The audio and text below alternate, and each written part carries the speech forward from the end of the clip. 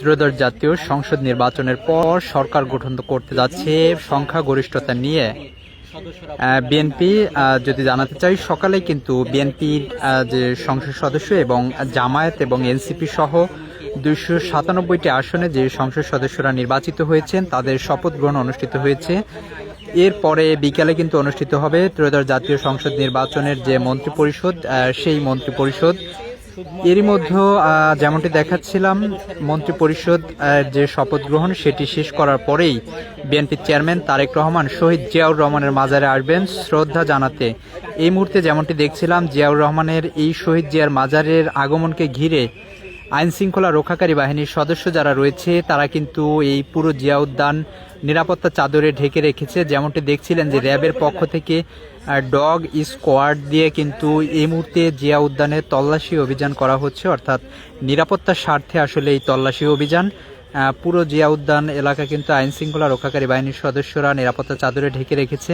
র্যাবের পাশাপাশি আমরা এখানে দেখছি সেনাবাহিনী, পুলিশ সহ কয়েক স্তরের গোয়েন্দা বাহিনী যারা রয়েছে, গোয়েন্দা সংস্থার লোক, তারা কিন্তু এই জিয়া উদ্যানে নিরাপত্তা চাদরে ঢেকে রেখেছে।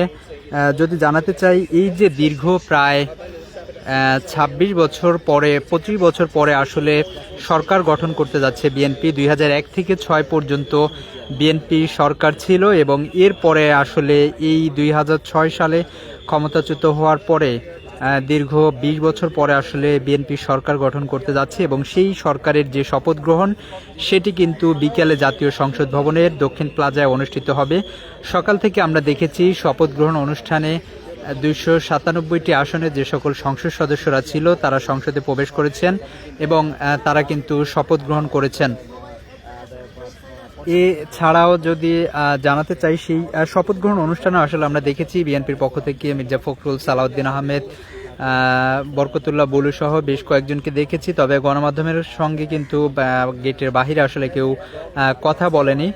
এছাড়া যদি জানাতে চাই যে জুলাই সংস্কার কমিশন যে পরিষদ রয়েছে, সেই জুলাই সংস্কার পরিষদে কিন্তু বিএনপির পক্ষ থেকে স্বাক্ষর করা হয়নি। যেটি আপনারা জানেন, বিএনপির স্থায়ী কমিটির সদস্য সালাউদ্দিন আহমেদ, যিনি কক্সবাজার 1 আসন থেকে নির্বাচিত হয়েছেন, সালাউদ্দিন আহমেদ সংসদে প্রবেশের পরেই কিন্তু তিনি বিএনপির যে সকল সংসদ সদস্যরা ছিল তাদেরকে তিনি যেমনটি জানিয়েছেন যে এই মুহূর্তে আসলে জুলাই সনদে তারা স্বাক্ষর করছেন না, কারণ জুলাই সনদ যে সংস্কার কমিশন রয়েছে সেই সংস্কার কমিশনের সদস্য নন তারা। পাশাপাশি এই সংস্কারের যে কমিশন সেটি আসলে সংবিধানে তালিকাভুক্ত করতে হবে এবং এরপরে আসলে এই শপথের দায়িত্ব কে নেবেন, কে শপথ পড়াবেন, এই বিষয়গুলো আসলে স্পষ্ট হওয়ার পরেই তারা জুলাই সংস্কার যে কমিশন রয়েছে সেখানে স্বাক্ষর করবেন এবং তারা শপথ নেবেন।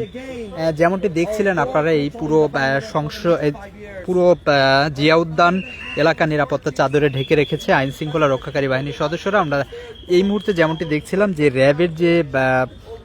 র্যাবের যারা কর্মকর্তারা রয়েছেন তারা কিন্তু এই মুহূর্তে দেখছি যে ডগ স্কোয়াড দিয়ে কিন্তু এই যে তল্লাশি কার্যক্রম, অর্থাৎ এই নিরাপত্তার স্বার্থে আসলে জিয়া উদ্যানে তারা এই তল্লাশি কার্যক্রম পরিচালনা করছে এবং যতটুকু আমরা জানতে পেরেছি বিকেলে মন্ত্রিপরিষদের যে শপথ গ্রহণ সেটি অনুষ্ঠিত হওয়ার পরে বাংলাদেশের নবনির্বাচিত প্রধানমন্ত্রী অর্থাৎ 19তম প্রধানমন্ত্রী তারেক রহমান, তিনি কিন্তু তার যে পিতা এবং মাতা রয়েছে শহীদ প্রেসিডেন্ট জিয়াউর রহমান এবং সাবেক প্রধানমন্ত্রী খালেদা জিয়ার এই সমাধিতে শ্রদ্ধা জানাতে আসবেন।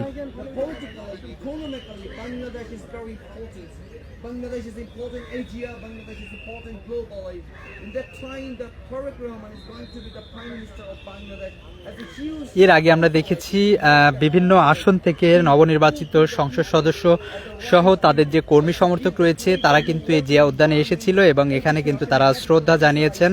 তবে নিরাপত্তার স্বার্থে সকলকেই কিন্তু একে একে জিয়া উদ্যান থেকে বের করে দেওয়া হচ্ছে, যেহেতু তারেক রহমান তিনি আসবেন প্রধানমন্ত্রীর শপথ নেওয়ার পরেই, সে কারণে কিন্তু নিরাপত্তার স্বার্থে আসলে সকলকে একে একে জিয়া উদ্যান থেকে বাইরে চলে যেতে বলা হয়েছে এবং সেনাবাহিনী সহ কয়েক স্তরের নিরাপত্তার বাহিনীর সদস্য যারা রয়েছে তাদের ব্যাপক উপস্থিতি কিন্তু এই মুহূর্তে লক্ষ্য করছি। এই ছিল শহীদ জিয়াউর রহমানের মাজার থেকে তারেক রহমানের আগমনকে ঘিরে নিরাপত্তা জোরদারের বর্তমান তথ্য।